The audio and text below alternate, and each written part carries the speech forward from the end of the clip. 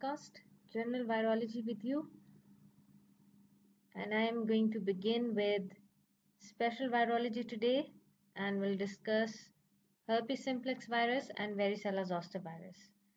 Both of these are from herpes viruses family. You should know classification of herpes viruses, especially the biological classification, different types of herpes viruses, modes of transmission, pathogenesis, clinical features, and laboratory diagnosis of herpes simplex virus and varicella zoster virus.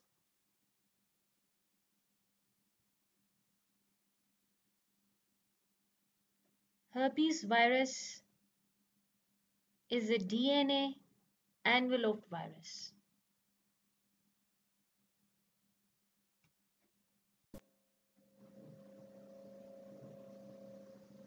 Members of herpes viruses family: herpes simplex virus type 1 and 2. These are the alternative names. Varicella zoster virus, and today we are going to cover these two viruses: Epstein-Barr virus and cytomegalovirus.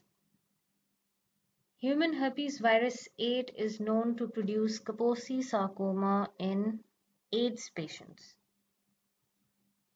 Biological classification. You can see that there are three subfamilies. The first one is alpha family, and the herpes simplex virus type 1 and 2 and varicella zoster virus, they are going to infect epithelial cells, and they are going to hide themselves in neurons. I'll talk about what is latency. So they would become latent in neurons. The beta family, which includes human herpes virus 6-7, and I would say the important member is cytomegalovirus. So it can become latent in T lymphocytes and glands. Gamma family. Human herpes virus 8, and most important one is Epstein-Barr virus. So it will become latent in lymphocytes, which are B lymphocytes this time.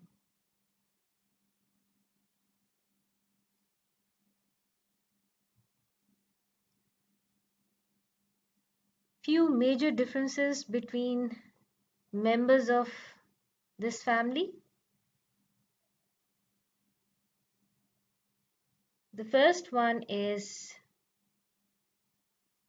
presence of a vesicular rash. So this is a vesicular rash. I'll talk about what's a vesicular rash later on. Herpes simplex virus, varicella zoster virus, both of these are going to produce a vesicular rash, whereas cytomegalovirus and Epstein-Barr virus do not produce a vesicular rash. It's a very important point. If we talk about multinucleated giant cells, so these are multinucleated giant cells. These are multinucleated giant cells, okay? So herpes simplex virus, varicella zoster virus, and cytomegalovirus, they are going to produce multinucleated giant cells.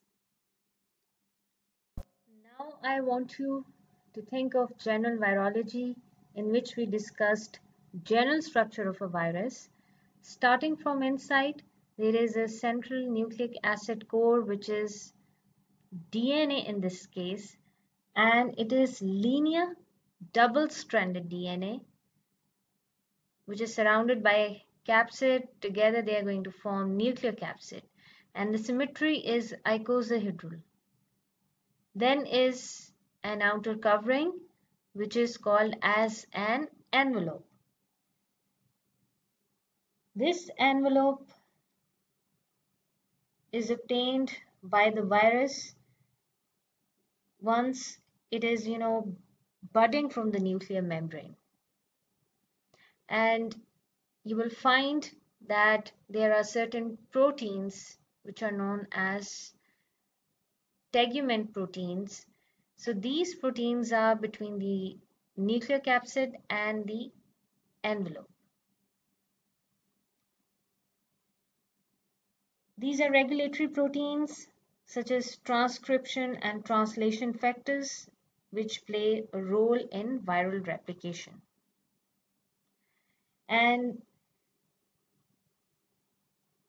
they don't have a polymerase enzyme, and these are large viruses.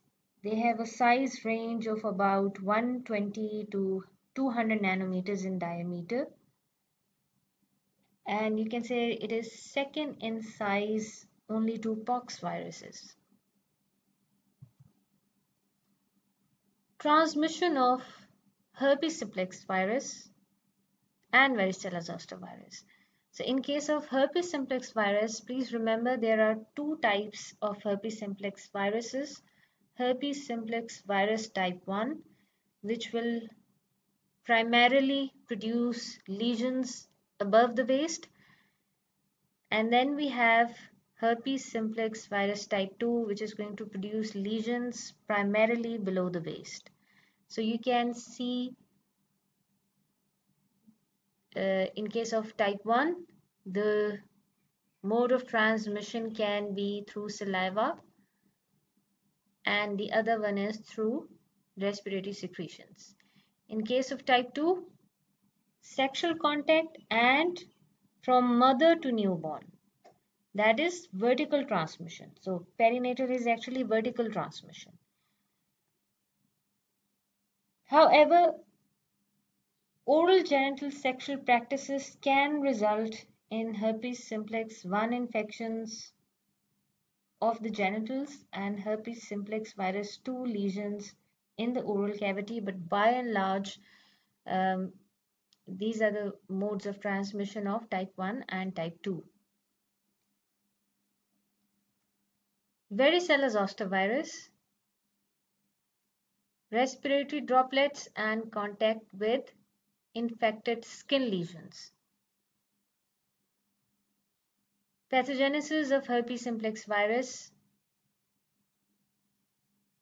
So virus would replicate either in skin or mucous membranes. We'll talk about this retrograde axonal flow in the upcoming slide, the latency also in upcoming slides. And the important point is that the herpes simplex virus type 1 can hide itself in trigeminal ganglia. And the herpes simplex virus type 2 can hide itself, or it can become latent in lumbar ganglia or sacral ganglia.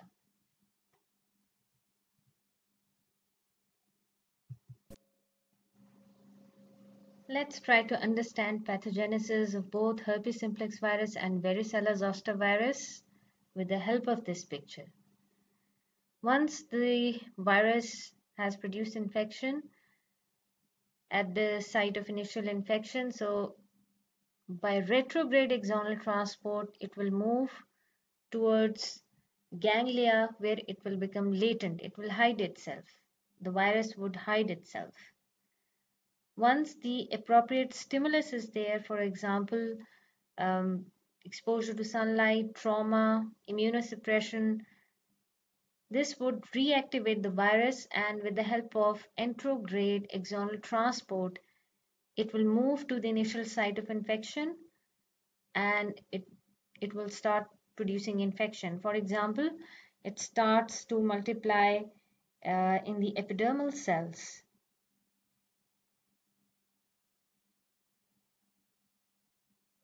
Latency in infected neurons. The herpes viruses are noted for their ability to produce latent infections. In these infections, the acute disease is followed by an asymptomatic period during which the virus remains in latent state. There is a long list of clinical findings of herpes simplex virus type 1. And then you can see that Erythema multiforme is produced both by herpes simplex virus type 1 and type 2. We'll discuss the details of herpes simplex virus type 1 first. Herpes labialis.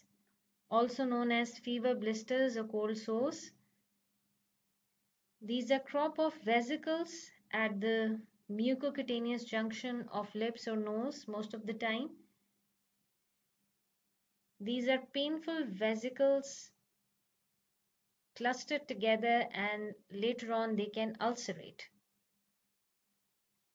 And there are recurrences, and you know the triggers. Gingivostomatitis primarily occurs in children, characterized by fever, irritability, and vesicular lesions in the mouth. These lesions heal spontaneously in 2 to 3 weeks. Keratoconjunctivitis is characterized by corneal ulcers and lesions of the conjunctival epithelium. Recurrences can lead to scarring and blindness. Herpes simplex encephalitis. It is characterized by a necrotic lesion in one of the temporal lobe. There is fever, headache, vomiting, seizures, and altered mental status as typical features of encephalitis.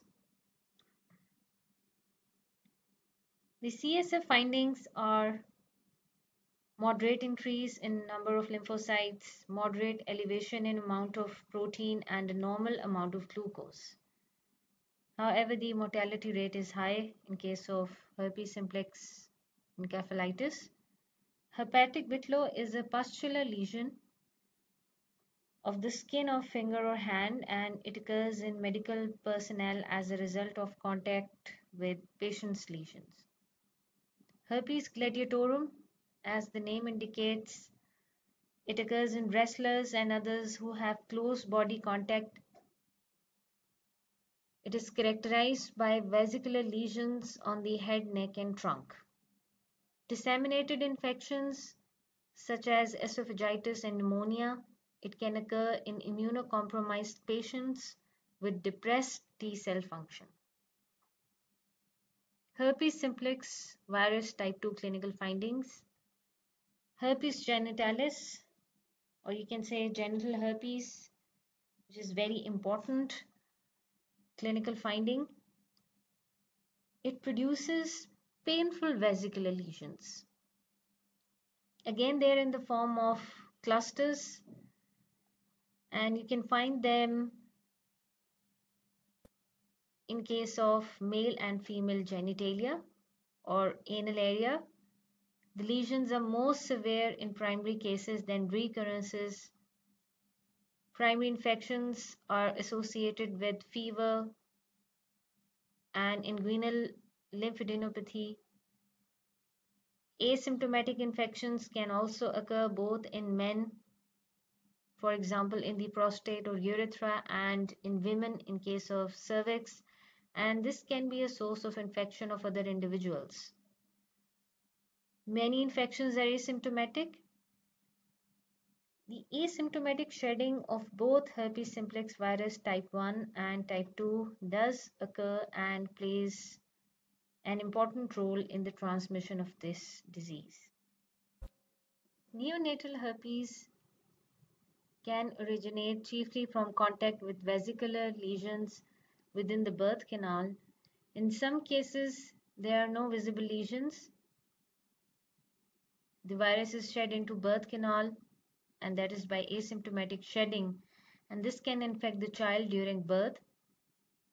Neonatal herpes can vary from severe disease, for example disseminated lesions, to milder local lesions involving skin, eye, mouth, to asymptomatic infection.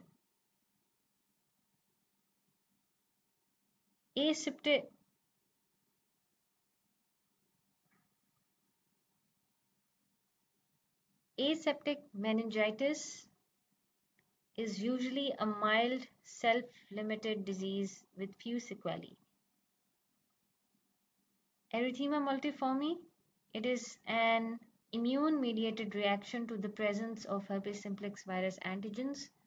You can see a central red area surrounded by a red-colored ring.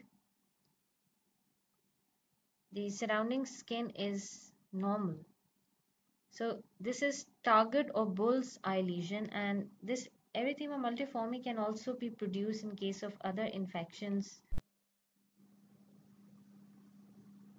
Lab diagnosis of herpes simplex virus, and I will also talk about the varicella zoster virus simultaneously.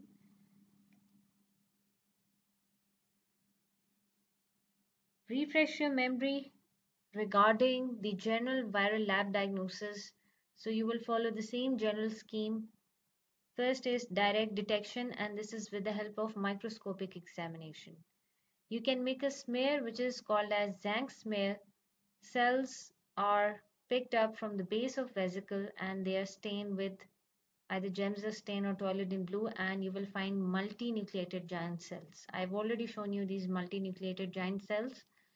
Or you can use the electron microscope, and this is obviously for visualizing the virus particles. You can go for antigen detection, and this is with the help of direct immunofluorescent test. Then is nucleic acid test, PCR in case of neonatal herpes and encephalitis. It's a sensitive test for herpes simplex virus diagnosis. But in spinal fluid, virus is rarely recovered. Virus isolation, it's a definitive approach. So from tissue culture, you can observe cytopathic effect in about 1 to 3 days once the virus is grown in a cell culture. And then you can identify the virus from the cell culture either by fluorescent antibody staining of the infected cells, or you can perform ELISA test. Serological tests, they would be useful only in primary infection, because once the antibodies are there, they would not be of much significance, and the diagnosis of recurrent infections again would be of no use, because many adults already have these circulating antibodies, and recurrences rarely cause a rise in antibody titer, so it is of limited use. So you can perform neutralization tests. We have discussed all about these tests in detail in general virology: complement fixation test, enzyme-linked immunosorbent assay test, immunofluorescent test. And we would perform the same tests and will follow the same scheme in case of varicella zoster virus. But mostly the varicella zoster virus is diagnosed clinically, but at least you should know the TZANCK smear, viral culture, which are important tests. This is the TZANCK smear again, showing multinucleated giant cells. Varicella zoster virus. It is also from herpes virus family. The alternative name for varicella zoster virus is human herpes virus 3. It's a DNA enveloped virus just like herpes simplex virus. Humans are the natural host, and this is from a subfamily which is alpha family. It can infect epithelial cells, and just like herpes simplex virus, neurons are the site of latency. Mode of transmission is through respiratory droplets and also through contact with skin lesions, and you can see the incubation period, that is from 14 to 21 days. Pathogenesis again just like herpes simplex virus. So the varicella zoster virus would infect mucosa of upper respiratory tract. It's going to move to skin from blood and would produce vesicular rash. If you remember, in case of herpes simplex virus also there is a vesicular rash, and if you talk about multinucleated giant cells, so the varicella zoster virus is responsible for producing these cytopathic changes or cytopathic effect. So once the vesicular rash is there, then these neurons, as they are infected, so there is a retrograde axonal flow, and just like in case of herpes simplex virus, this varicella zoster virus would become latent in dorsal root ganglia.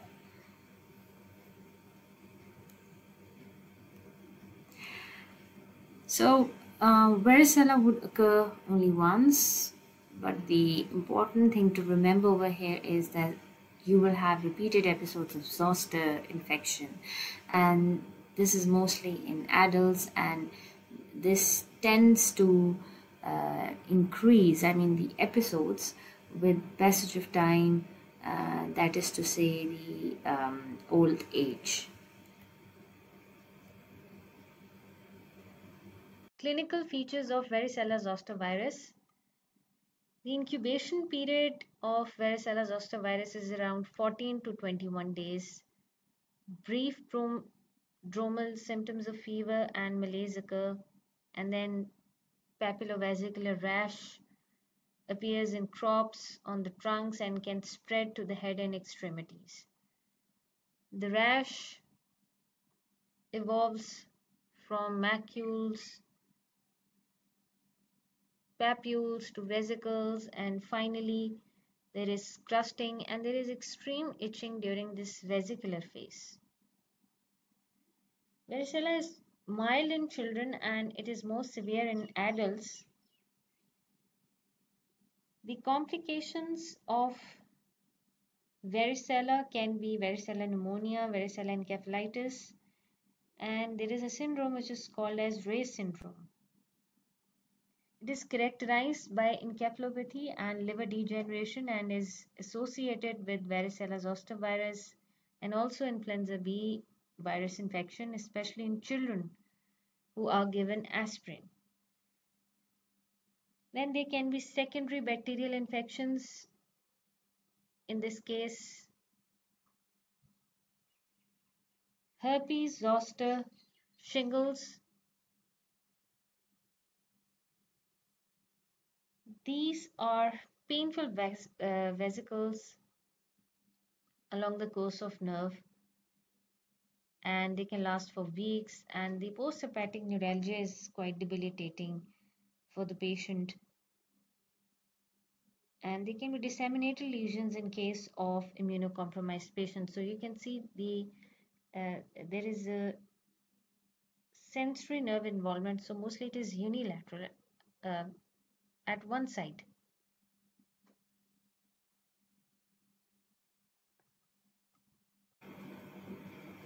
Laboratory diagnosis of varicella zoster virus. So you can go for microscopic examination and can observe multinucleated giant cells with the help of light microscopy. And these multinucleated giant cells are cytopathic changes or cytopathic effect. The alternative approach is to go for electron microscopy, but obviously the electron microscope is not available everywhere.